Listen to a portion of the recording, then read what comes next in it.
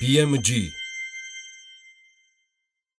სოციალურად დაუცველები, პენსიონერები, ომის და სამხედრო ძალების ვეტერანები, შეზღუდული შესაძლებლობის მქონე პირები და მარტოხელა მშობლები ადმინისტრაციული სახდელისაგან გათავისუფლდებიან.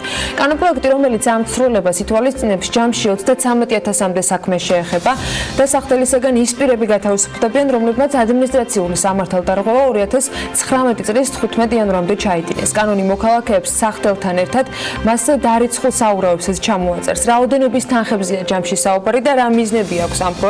ამაზე სტუმართან ერთად უფრო ცვლად ვისაუბრებთ. ნათია ბიძინაშვილი აღსრულების ეროვნული ბიუროს იურისტი შემოგვიერთდა საქმე ინგლისის ეთერში. მოგესალმებით, გაბატონ ნათია. მადლობა, რომ ხართ ჩვენთან ერთად. მიუხედავად იმისა, რომ რამდენიმე დეტალი მაინც ვახსენე ამ საქმის ვისეხება, როდენმდე ჩადენილ სამართალდარღვევას და ამ შემდეგ, მაინც მინდა რომ კიდევ ერთხელ გავმარტოთ 33,000 საქმე რა მოცულობის თანხას მოიცავს ჯამში, რა მოცულობის თანხაზე მოუხდება აღსრულების ეროვნულ ბიუროს ამ კანონის შესაბამისად, რომ შეაჩეროს უკვე მოქმედებები, ვის ეხება და როგორ ნაწილდებიან ბენეფიციარები ამ კანონის სარგებლისა. მოგესალმებით. პირველ რიგში მინდა მადლობა გადაგიხადოთ იმისთვის, რომ მოგვიწვიათ თქვენს ეთერში, რომ შესაძლებლობა მოგვეცა ფართო საზოგადოებისთვის მიგვეწოდებინა ინფორმაცია ძალიან კარგი და მნიშვნელოვანი სიახლის შესახებ. მოგახსენებთ, რომ აღსრულების ეროვნულმა ბიურომ შეიმუშავა კანონპროექტი იუსტიციის სამინისტროს აქტიური ჩართულობით და მხარდაჭერით და ამ კანონპროექტის მიხედვით გარკვეული მოკაცრავად მოწყვლადი ჯგუფები, ესენი არიან სოციალურად დაუცველები, რომლებიც მიიმყოფებიან სიღარიბის ზღვარს ქვემოთ, ასევე პენსიონერები, ქალბატონები 60 წლის ასაკიდან და მამაკაცები 65 წლის ასაკიდან, შეზღუდული შესაძლებლობის მქონე პირები, ომისა და სამხედრო ძალების ვეტერანები, მარტოხელა მშობლის სტატუსის მქონე პირები და ასევე იძულებით გადაადგილებული პირები, ანუ დევნილები. ეს პირები გათავისუფლდებიან ადმინისტრაციული სახდელის დადებისგან და ასევე გათავისუფლდებიან დაკისრებული საურავისგან. ძალიან მინდა გავამახვილო 22 მილიონი ჯამში მოქალაქეები, რომლებიც არ გადაიხდიან უკვე ამ დაკისრებულ სახდელებს და ჯარიმებს და საურავებს, ჯამში 22 მილიონამდე არის ეს თანხა. რა ტიპის სამართალდარღვევებზე არის ამ შემთხვევაში საუბარი, რას ეხება? თუ არის გაწერილი მუხლობრივად, თუ ეს არის ყველა კი, ეს არის ძალიან კარგი და მნიშვნელოვანი იმ კუთხით, რომ ეს კანონპროექტი არ ეხება ცალკეულ მუხლებს, რომლებიც მოცემული გვაქვს სამართალდარღვევათა კოდექსში თუ სხვა კანონებში.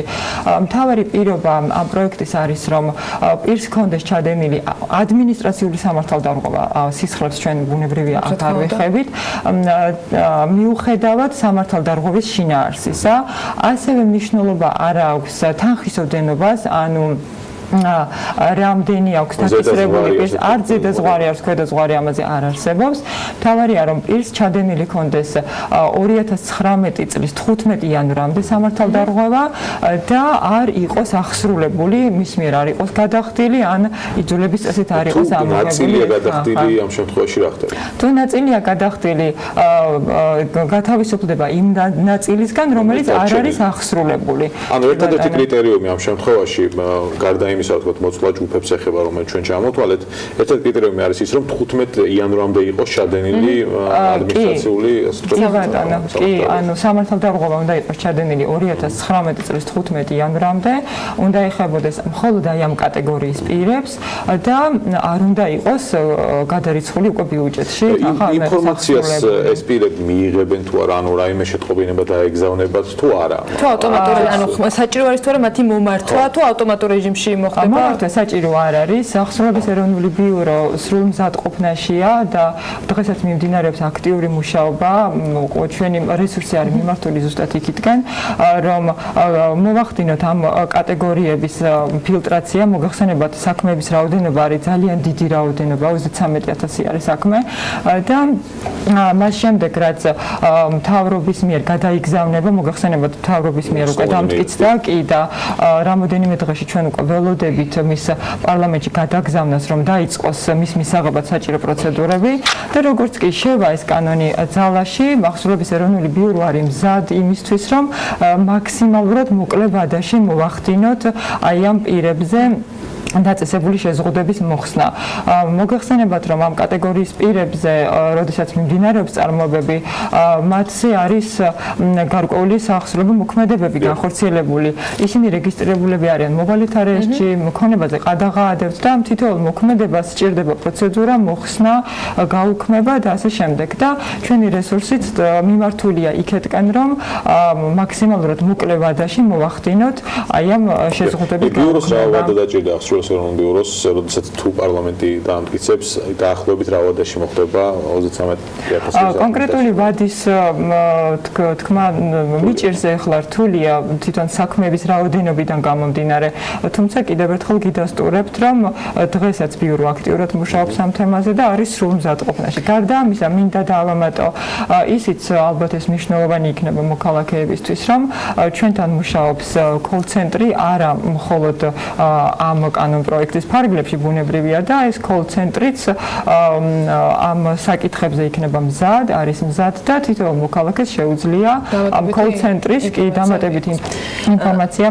მოგმართოს და გაიგოს. ქალთანათია, აქ ვცდებით და ამ შესაძლებლობას ვერ გავუშვებთ ხელიდან, რომ სხვა თემებზეც არ მოვისმინოთ თქვენი პასუხები.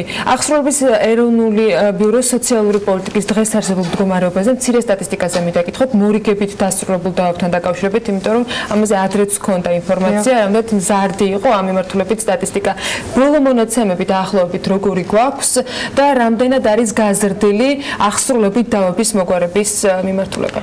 ახსრულების ეროვნული ბიუროს სოციალური პოლიტიკა ბოლო წლების განმავლობაში განსაკუთრებით მიმართულია ზუსტად იქეთკენ, რომ რაც შეიძლება ნაკლებ მოქალაქეს გავუყიდოთ ბინა, ნაკლები მოქალაქე გამოვასახლოთ და გავატაროთ იძულებითი ღონისძიებები. შესაბამისად, ჩვენთან ისევ აქტიურად მუშაობს შექმნილი მხარეთა ინტერესების დაცვის სამსახური, თითქმის ყველა საქმეში არიან ჩართულები ეს სამსახურის თანამშრომლები, ჩართულები არიან სოციალური მუშაკები და მათი აქტიური და დაუღალავი შრომის შედეგია ზუსტად ის, რომ წლიდან წლამდე იზრდება სტატისტიკა მორიგებით დასრულებული საქმეებით.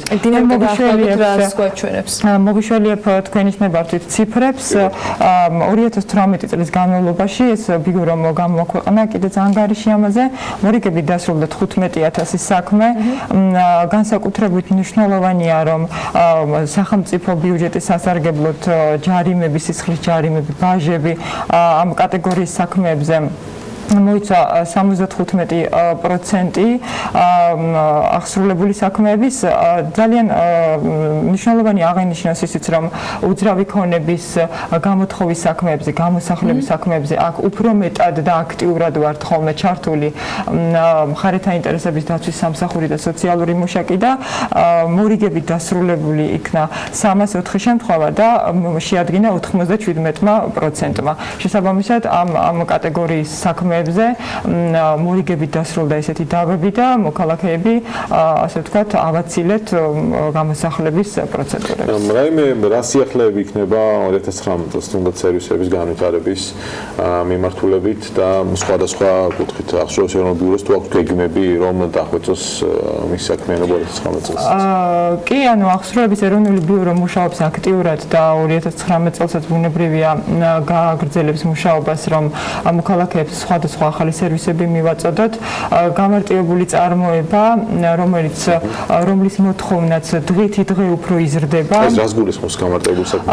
გამარტივებული წარმოება ეს არის თავისი შინაარსიდან გამომდინარე თანხის გადახდებინების მოთხოვნებზე სასამართლოს გარეშე ფიზიკურ თუ იურიდიულ პირებს, როდესაც აქვს დადასტურებული მოთხოვნა, მაგალითად ხელშეკრულება, მოგმართოს ჩვენ და სასამართლოს გარეშე, ჩვენ გარკვეული პროცედურების გავლის შემდეგ გამოვცემთ პირდაპირ აღსასრულებელ აქტს და ეს აღსასრულებელი აქტი გადახდის ბრძანება მიექცევა პირდაპირ აღსრულების ეროვნულ ბიუროში და დაიწყება საახსრულებო წარმოება.